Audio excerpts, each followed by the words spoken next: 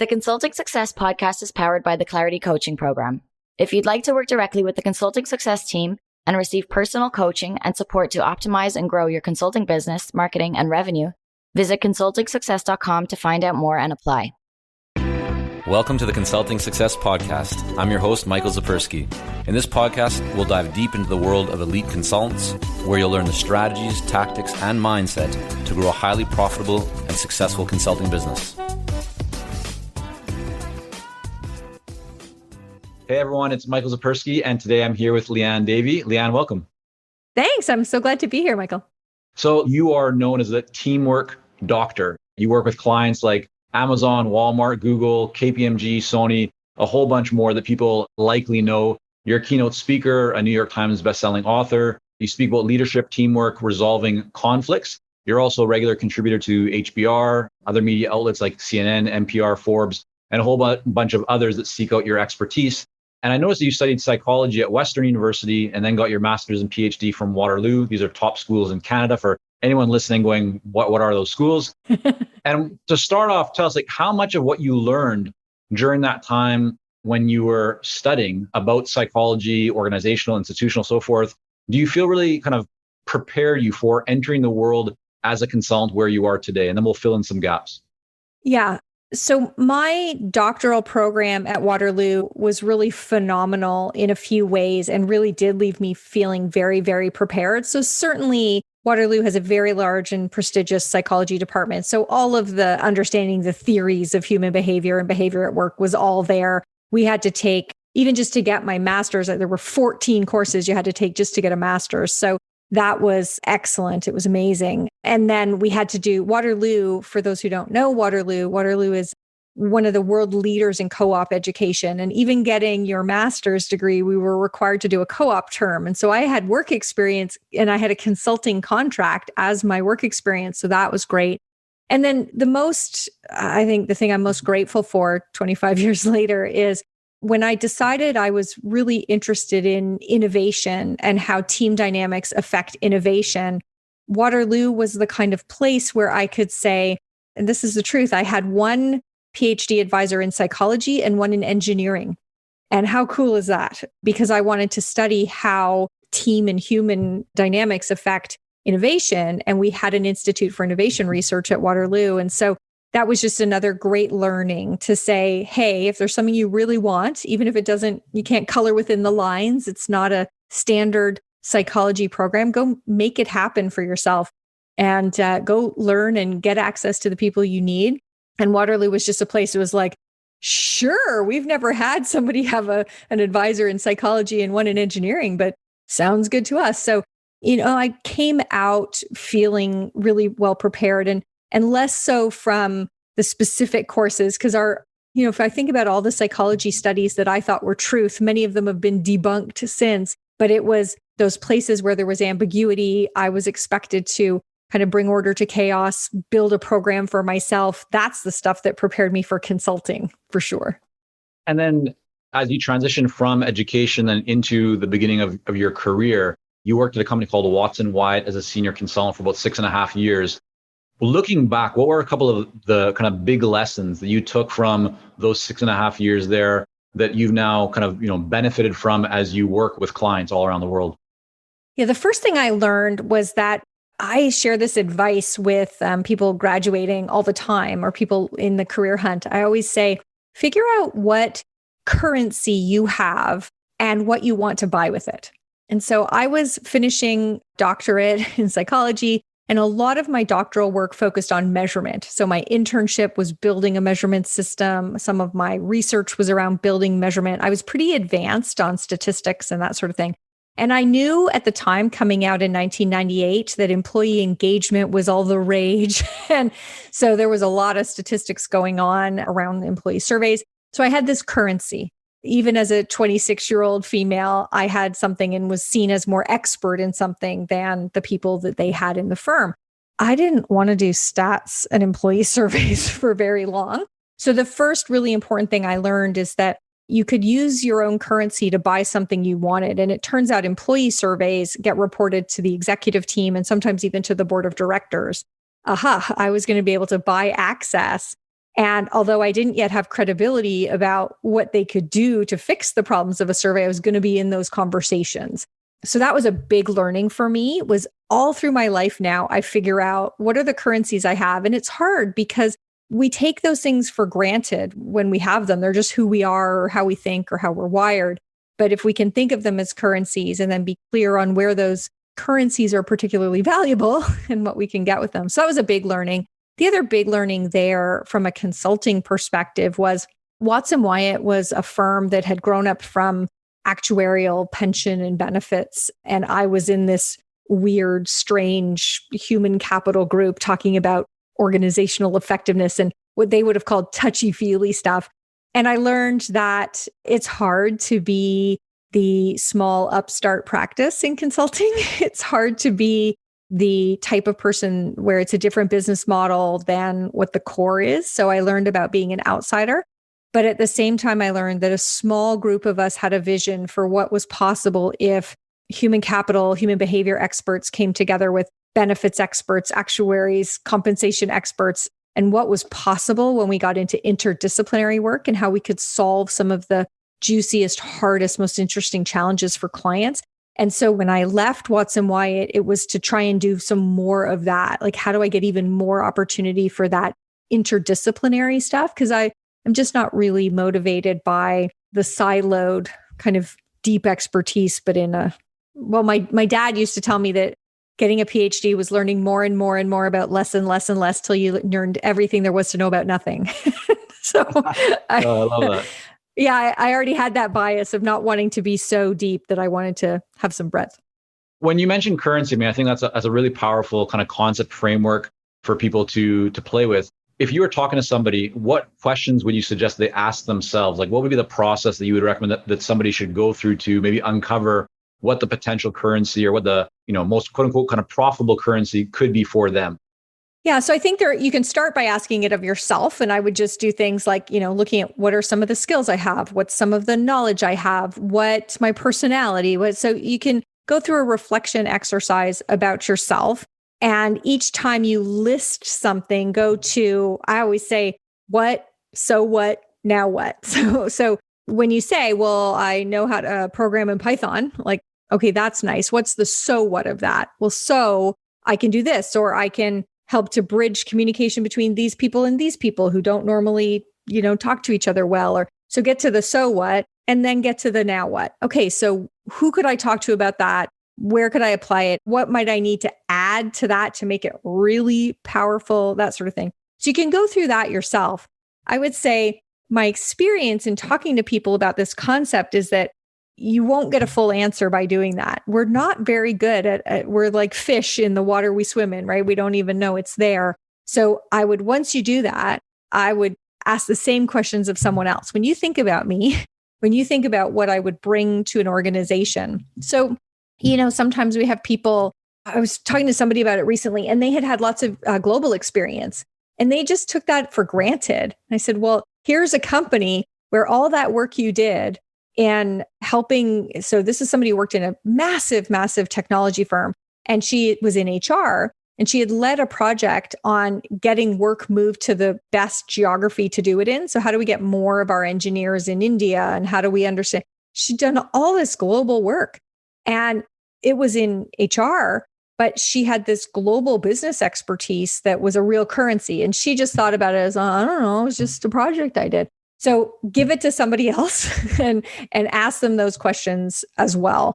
What do you know about me? What's the value of that? How could I frame it? And then the now what? What would I have to do to turn that into a currency?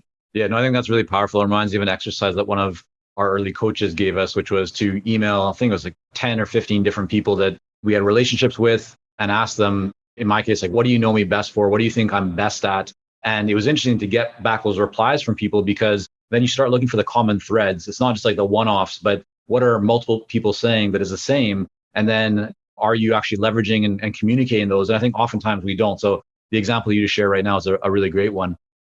Yeah. And then asking them, and who do you know who values that? Like, don't miss the second half of the question, right? Where is that a currency? Because they also are more likely to know places that who would really value that. And you might never have thought of that. Really? That would be valuable to them? So ask the follow-up as well. No, I think that's a really great point, Liane, that like so often, people don't ask that next question. You get some information, you go, okay, great. Like you kind of think about it, but don't act on it. And so from like a marketing perspective, right, you might do some outreach to get in front of somebody, but if you don't follow up, you're missing the majority of the opportunities. So I think that's a really great example there. Let's fast forward for a moment then. So you spend that 6.5 years there. You then spent 10 years at a search, recruiting, and kind of leadership company, right, as an executive. Were you at that point already starting to think about going out on your own and starting your own business, or were you just heads down deep in executive world? Yeah. So it's funny. My dad was an entrepreneur for many, many, many years. And by the time I moved to Knightsbridge, he was thinking about it and harassing me about it. When are you going to go out on your own? And he just saw from the beginning that in some ways, so to me, the equation was always, am I more valuable to Knightsbridge than they are to me? And my answer to that question for 9.5 years was no. They are just as valuable to me in what I'm learning, that I had executive experience opportunities. The caliber of my colleagues was phenomenal, all those sorts of things. So the math for me for a long time worked out really well.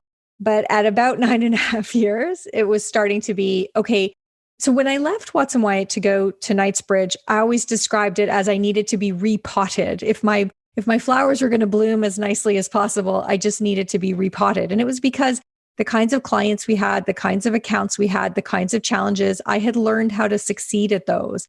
And people were already coming to me for answers to how to think about things. And I'm like, I'm 33. I'm way too young to be the one people are coming to. I need to go somewhere where I'm not the smartest person in the room. I need to repot myself. So I, for a long time, felt like the pot had a lot of room in it at Knightsbridge. It was really great. And then at a certain point, I was like, I need some new challenges. And while I had been a leader, that was great. I wanted to be a business owner. And when I first left, I thought I wanted to grow a firm.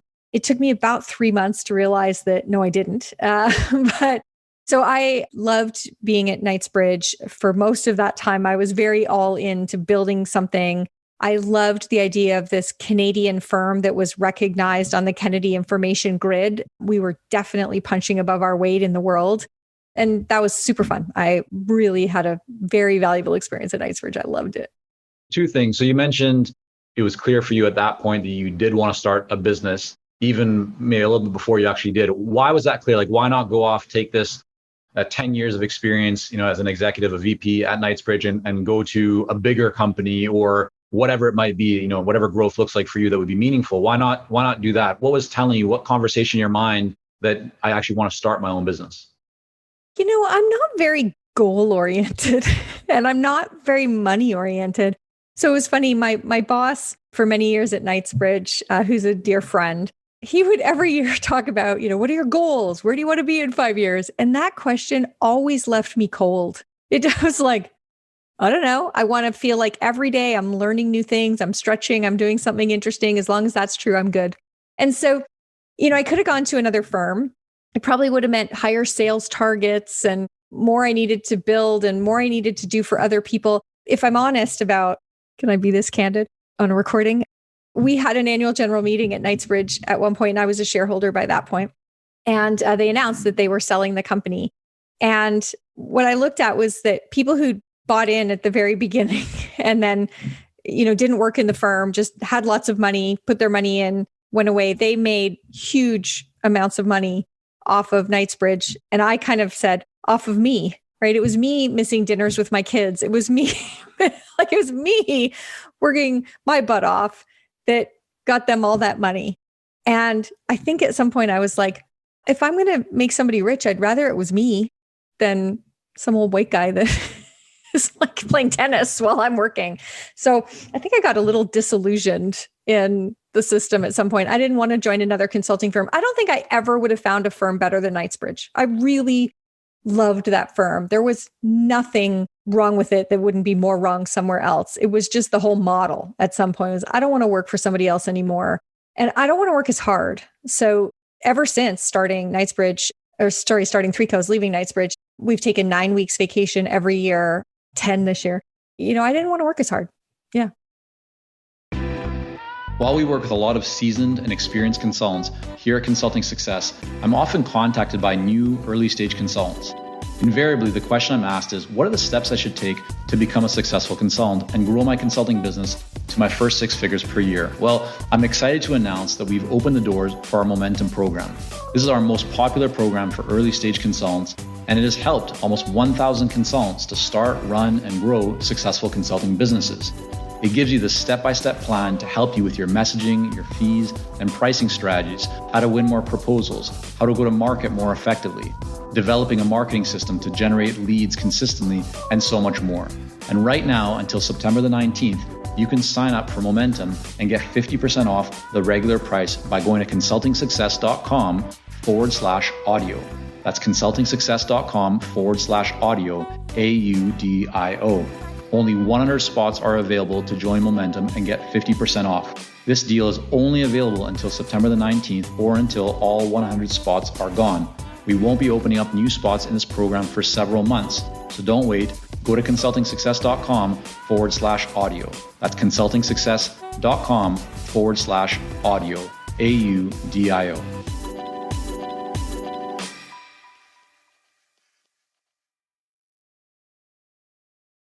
The other thing you mentioned, so thanks for sharing that. I mean, I think that'll resonate with a lot of people and be helpful as they, consider where they are in their life right now. But you also mentioned that you initially planned when you started your company, 3Cos, that, or you're kind of been thinking about it, you might build a firm.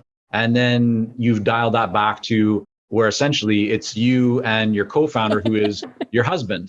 Yes. Why? So what changed in your mind that had you initially, why were you so excited about the firm model? And then why did you decide to roll that back into being more focused or smaller scale with you and your husband running the company?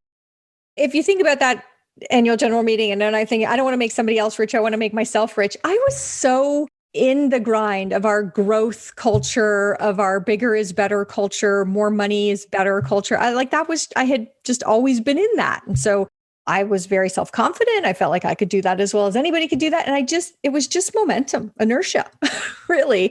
And I got out and had 2 or 3 months where I could be like, at 3:00, I could be like, oh, I don't have anything else pressing.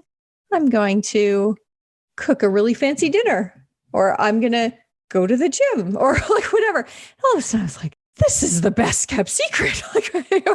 There is more to life than this. And literally it was within 2 or 3 months that I realized, and Craig and I were completely aligned about this, that growth is not a panacea. And it's really interesting. We're a member of a industry association of other firms like ours.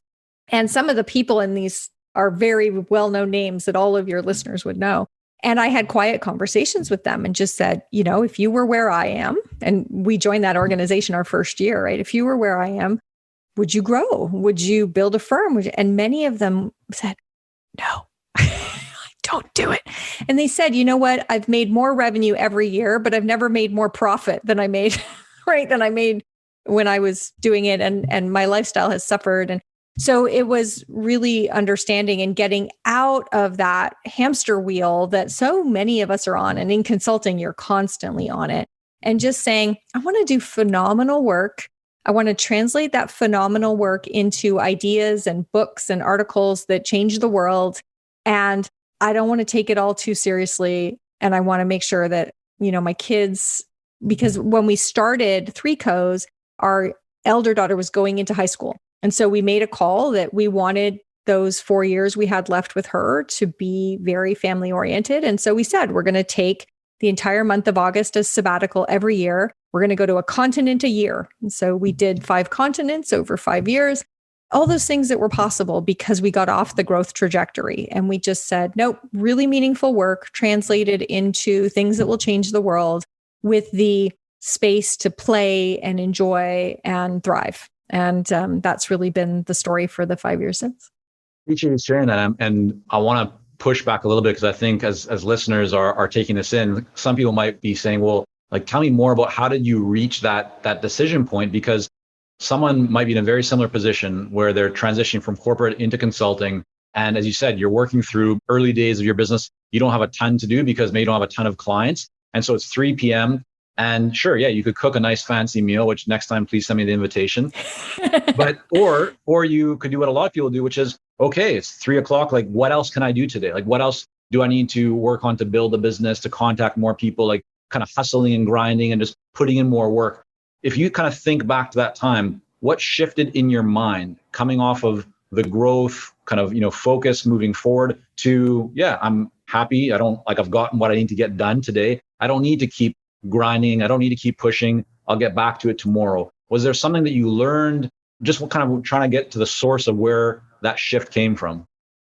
So here's me. I'm giving you all the real goods. I don't know what people are going to think about me afterward, but part of it was I started putting the checks in the bank. And it's pretty amazing how much you realize when you've worked in a consulting firm. I was probably making about 20 cents on the dollar. And all of a sudden you can charge less. And I didn't charge less, but you can charge less, work half as much and make twice as much. Like, it's crazy the extent to which consulting firms are huge beasts with massive overhead that mean any given practitioner is probably making a very small percentage of what they're bringing into the firm if you're good. And so the first thing was like all of a sudden, so it was funny because I had my last day at Knightsbridge on one day. The next day, I was in Silicon Valley facilitating strategy for Sony PlayStation, the first day. So how did that happen? Because a connection. Okay, so just someone that you knew, or take us through the early days of how did you build a business? How did you get your first few clients? Yeah. So a couple things. So one, that was a person who'd been a client of mine at Knightsbridge, and she left the company where she had been a Knightsbridge client and moved to Sony PlayStation, and she phoned. So there was no non-solicit involved. It was just, here's a brand new. So this is a relationship business. It is absolutely. That particular client, who's also a dear friend now, has brought us into 4 companies because she just keeps getting these promotions and these interesting jobs. And every time she phones us. So that was the first thing. Then I did have a non-solicit agreement. So I wasn't allowed to call any clients, but clients in a LinkedIn world, a non-solicit just feels so irrelevant. And so they would call and I would send a message to Knightsbridge and just say, this person is called. Are you okay with me? There was a good chunk that was existing clients. I didn't want to leave Knightsbridge in the lurch. I really love the company, love the people. So I said, if there's work that you own that you want me to continue to deliver. So part of it was that I continued delivering for 6 or 8 months. I did some work that was to make sure my clients were kept whole, that projects were finished, that sort of thing. And the phone rang. And again, the business has grown since then, but it didn't need to grow, right? I only needed to do about 50% as much work that first year to make more money than I had made before. So it just kind of naturally, it was one call in the next. And in a LinkedIn world, people find you. And then the biggest business development strategy in 3Cos is exactly what I was talking about with that one client. It's that somebody leaves a company and we keep working with the initial company because you're doing good work and you've earned it, and you add the new company. And so the number of my clients today that are things where I could trace a family tree of clients is almost all of them. And is there anything that you've done over the years to just ensure that you're nurturing kind of the pipeline, the connections, and the relationships that you have to stay on top of that? Or is it just pen and paper, you just kind of think of people naturally? Like, is there any system or tool or any way that you kind of manage that whole process of the business development side? Since I've decided that we're going full candor, I'm terrible at nurturing relationships. I'm absolutely horrible at it. And it's one of the reasons I'm a good facilitator is because I'm very in the moment. And so the problem is when I'm not working with a client, I'm not usually thinking about them. So I am not what a consulting salesperson would ever tell you to be. In fact, at Knightsbridge, we had an assessment tool, and it was a sales assessment tool. And I scored one of the worst scores in the entire firm on this sales assessment tool. And it was just funny because I was like, you know what? It's not wrong. I don't do any of these relationship selling things that people talk about. It's 2 things. I deliver really insightful work courageously. So a lot of my success is speaking truth to power. And once you get a reputation for speaking truth to power and having the hardest conversations, your name gets around. Kind of just dig into that a little bit more. When you say truth to power, explain that for everyone listening. So, doing team effectiveness with an executive team, which is what we spend a lot of our time doing, or doing strategy with an executive team, and it's the CEO that's the problem. right? You're like, dude, you keep saying you want this from them and then you're doing this. That ain't going to work. And when I can literally, so I remember this amazing president, such a smart guy, such a lovely guy. And he's like, I want more challenge and debate and juicy conversations and all that kind of thing. And then he would just go off giving monologues and chastising people in his meetings. And so I put a sticky note right in front of him while he was talking. And it said, dude, like it literally said, dude, you're not going to get a juicy conversation while you're talking. And I just put it in front of him. And so first of all, he loved that. And the really great leaders love it because it's been a long time since anyone has told them what they need to hear. In consulting, I think so many consultants try and tell their clients what they want to hear, and then they will never be valuable. When you tell the client what they don't want to hear, you become very rare, very valuable to them. And they will call you every time because they know if they need to hear something uncomfortable, reduces risk for them or whatever else, makes them better and stronger, then they know they're going to get it from you. So speaking truth to power is one half of the equation. So really insightful, really courageous, that sort of thing. And I guess the other thing that's in that for me is I do strategy and team effectiveness. And that's a very weird combo. And so when you can know somebody's business from the business strategy angle and the human dynamics angle, that's sort of the half of the value proposition I bring. But the other half is be fun to work with, right? Care about them, listen, be interested in them, all those sorts of things. And they call you back. People find me. I get calls from people that worked with me 10 years ago. And they're like, oh, do you remember me? I'm like, of course I remember you. But how much of that and them kind of finding you and calling you and so forth, do you feel comes from the content you create, right? I mean, you blog fairly regularly, a lot more often than many people do. Yeah, I know you said that, but your blog shows there's stuff up there, a lot more than many other people. And so what I'm wondering is like the content that you create, how much do you feel that also supports the growth of your business and inbound inquiries and that sort of stuff? So I'm going to keep doing it. So me saying this, again, I'm trying to be as candid with you as I possibly can be, because why bother if I'm not completely candid? Courageous, right? You said the word courageous. So here we are. Yeah. So I know everybody tells you have to do it. From where I'm at in my business, do I think it makes a difference? Do I get calls because of it? Not that I can point to. Right. Really, not that I can point to. For me, first of all, some people journal, I blog. Right? So I have an experience with a client. What I often do in the blog is I try and figure out what was it that I understood that they didn't? What was the epiphany I offered to them? And how do I share that epiphany with more people? It feels like serving. If I have this incredibly privileged position, I need to give back. I need to offer that to people who can't afford my rates. So the blog for me feels like a couple of things. It's where so usually in the moment, I'll say something and it's good, but it's not great. On Saturday morning at 6:30, I sit down to figure out how to make it great, how to really flesh out the idea. So it's a journaling reflection kind of process for me.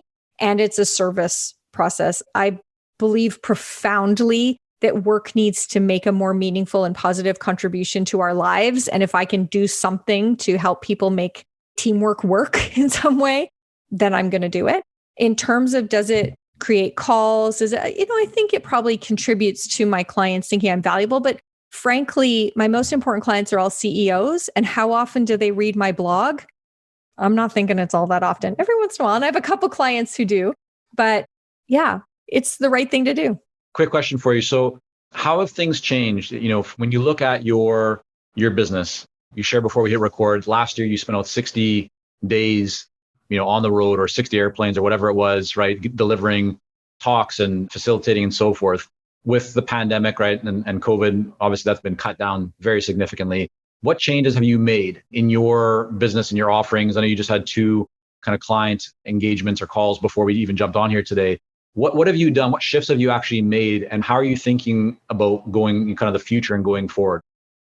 So of course, everything went virtual, just here we go. And what I'm trying to do is mitigate the weaknesses of virtual-based facilitation and really capitalize on the strengths. I'm really excited about some of the strengths. And the biggest strength is because I was on 60 airplanes last year, So much of my work is with global executive teams where they're all distributed and they have to come together physically for a 2-day offsite. All the thinking has to be crammed into that 2 days and they're not together again for another quarter. And so there was a lot of rushed thinking, a lot of, well, okay, get as much into the 2 days as you can. And from a learning perspective, from an insight perspective, that's suboptimal. And my husband and business partner, Craig, who's a neuroscientist, he would tell me that over and over, like, we're trying to get too much in here. And I'm saying, but the offsite is the unit of strategy or team effectiveness. So now we've just pulled it apart and we said, we don't have to play by those rules anymore. Nobody's getting on a plane. So the strategy process has become more. So what we've done in our strategy processes is we'll do things like have 3 days in a row once a month, and we'll do 3 half days. So there's more think time, more soak time. People don't have to be out of their business fully with that panic and distraction that comes. We can say, okay, we're going to have you for these 4 hours and we want you to focus, but we'll put the 4 hours in the middle of the day. So if you need to deal with stuff before, you need to deal with stuff after. But when we're in, we're all in. The other thing is in the team effectiveness stuff, sometimes there's a little bit more of a confessional kind of feel that I can be more candid when I'm just talking to a computer screen than maybe if we were there physically. So taking advantage of that, I find the power differentials are reduced when we each have the same size Zoom box and things like that. So we've been really trying to capitalize on the strengths of it and as much as possible to mitigate some of the downside of it, more pre-work, more homework, more kind of reflections in between to keep things top of mind, keep the juices flowing. And then also just trying to create some moments of levity and downtime that's missing that we really do miss in the work. So it's going great. And I got to say, I am not planning to return to 60 flights anytime soon. I think about 50% would be lovely. I miss being with the clients for certain kinds of conversations. I miss the dinners and the time to get to know people as humans, a little bit of that. But we get together physically for things that not only don't benefit from it, but sometimes are worse because of it. And so there's going to be a really focused effort on my part to encourage clients to use virtual more frequently and for the right things in the future. So that's one thing that will be a positive change, I think. I really enjoyed the conversation, so much more that I'd love to dive into with you, but I want to respect the time that we have here today. Where should people go to learn more about you, your work, your most recent book? What's the best place kind of for them to dive deeper into Liane's work? Yeah, probably the best place is just lianedavey.com. The Three Co's website is going to be getting an overhaul. It's a bit needing of one at the moment, but lianedavey.com is where the blog is. So as you said, I think there's about 500 or 600 articles with free resources and all sorts of good stuff there, a little bit about me, but hopefully you realize that what you see is what you get. And then certainly Liane Davey, the message comes right into my email inbox. If anybody has any questions or wants more unvarnished truth about my experience of consulting, as you can see, it's the only way I roll is candor and courage. So fantastic. Liane, thanks again so much. Thank you for joining us on this episode of the Consulting Success Podcast. For more episodes and to subscribe, rate, and leave a review, head on over to iTunes. And if you'd like to develop consistent lead flow and a highly profitable consulting business, learn more about our coaching programs at consultingsuccess.com.